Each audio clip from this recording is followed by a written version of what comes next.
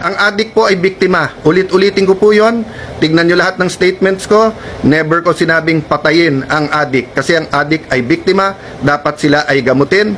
Dapat sila ay bigyan ng oras. At kami po ay may mga programa sa rehabilitation. Nandito po ang main rehabilitation sa Taguig. Dinala ko po yung mga reporters dito. Hindi ka sumama, ma'am. Senador ka naman. Pwede mo tignan yung rehab. Pero kasi yung storya nyo, napatayin lahat ng adik ay nasa utak nyo na. So yan na naman ang storyang pinupush nyo ngayon. Kaya again, hinahamon ko yung fact changers, tignan nyo. Okay, so first, human rights. May human rights lahat ng Pilipino to be safe in the streets. May human rights po lahat po ng ating mga kababaihan na umuwi ng gabi, whether sila'y sales, whether sila'y nasa opisina, sila'y nasa mga restaurant, call center, na hindi sila bastusin. May human rights po lahat ng mga tao na sumakay po ng mga public transport na hindi sila hipuan, hindi sila hold upin. May rights po lahat ng nagwi-withdraw ng pera between 10 to 12, lalo pag sweldo at sila'y nasa call center, so gabi yung shift nila, na hindi sila nakawan. Another human rights po, OFWs. Hindi nyo po binanggit na nung panahon po nyo na Justice Secretary ay bukod sa napakahirap kumuha ng passport at never nyo tinanggal ang sindikato doon sa passports, ang nangyari po, pati po ang OFW ay hinihinga ng pera para makakuha ng passport, at pagkatapos sa ilan mga bansa, isang naging ehemplo yung Kuwait, sa Saudi po for example, dahil walang pondo po para doon sa legal assistance or napakahirap ilabas yung pondo, ano po nangyayari? Minsan nandun sa pulis, sa korte na magkakaroon po ng abogado. Inayos po natin yan dahil ang bawat OFW, tinatawag nating hero, pero wala naman palang legal assistance fund na sapat at wala rin palang pondo na aid. Ginawa po ni President Duterte during my time as secretary, that was increased, kaya umabot ng, if i-total mo yung pondo, 1.3B. So let me know how you can say na wala kaming pakialam sa human rights when everything we did was for people's human rights, di ba? So, I understand, hindi dapat may EJK. Magkakampi tayo doon. But you refuse to see that because sa mind mo, Duterte lang ang demonyo. So, yun nga ang problema, di ba?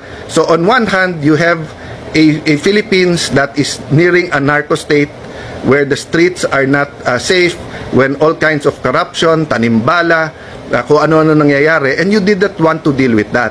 So let me address that point also. Di ba kayo ang chairman ng Commission on Human Rights nung last year ba o last 2 years ni President Arroyo? At inimbestigahan nyo po si Mayor Duterte. Wala kayong naging conclusion, wala kayong final na kaso, di ba? Or kung meron, did it prosper? Oh, tapos sabi mo kasi powerful, kasi kaibigan nga niya ang dating Pangulo na nag-appoint din naman sa iyo. Pero in the next administration, nakapagpakulong nga kayo ng senador, di ba? Kung sino-sinong nilabanan nyo at sabi nyo nga na kaya nyo. Eh ikaw ang Secretary of Justice. Bakit hindi mo kinasuhan si Mayor Duterte noon? Hinintay mo maging presidente, tapos nag-launch kayo ng investigasyon.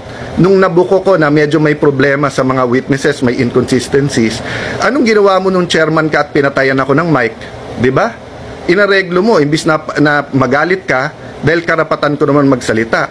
Never naman sa Senado na nagkapatayan ng mic, dun time mo lang. Di ba?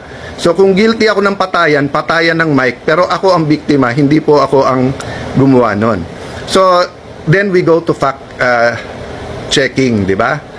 Marami kang sinabi sa iyo na kasinungalingan. Yung sinabi mo, sabi namin kulang pa ang patayan, etc. No? That's the language of the President.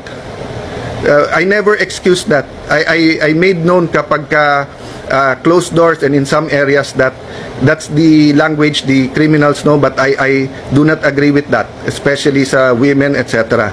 However, we do have situations where the criminals understand that, di ba? So, ang punto po doon ay ang ebidensya ay yung safety sa kalye natin without excusing any violations of the law. That's why in the cabinet and even in the small groups, in the security cluster, basta't may murder, basta't may mali na ginawa ang pulis, ang sabi nating kasuhan. Ang proprotektahan lang po yung mga legitimate na operations. So I will not elaborate there now. I have a couple of appointments at napakarami yung sinabi, but maybe a challenge. So sabi sa ano, 'di ba, sa ICC, dun muna kayo sa ano, sa country. So kasuhan mo ko. 'Di ba? Sabi mo sana isama na lahat 'yan. Sama na 'yan si Cayetano sa ICC kasi gusto niyo mawala kami kasi may political agenda kayo, 'di ba? May political agenda kayo nangarap na kayo mananalo presidente nyo, mananalo si Vice President Lenny, mananalo ka senador, then ikaw susunod na Vice President, or kung ano man yung mga pangarap nyo. Pero hindi nyo matanggap that people choose di ba? I don't always agree with who people choose, but I respect the people's choice. That's the democracy di ba? Nakatikim din ako ng talo, nakatikim ako ng panalo, nakatikim ako ng dala ako ng ilan mga grupo, nakatikim ako ng hindi ako dala. Nagpapasalamat ako parati kasi choice nila yon. But kayo, napaka-frustrated nyo kapag hindi kayo nananalo o hindi nyo nakukuha ang